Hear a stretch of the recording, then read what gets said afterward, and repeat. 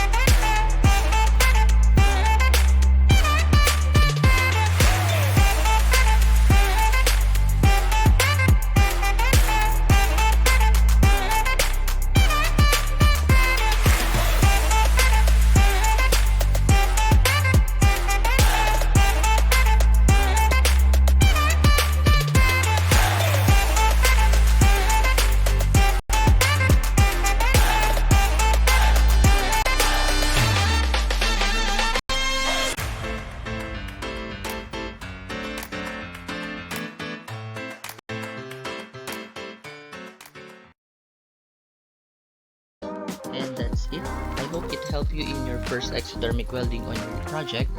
To further discover EEngineering life, please like and subscribe to our channel to give you an updates as we electrify our world.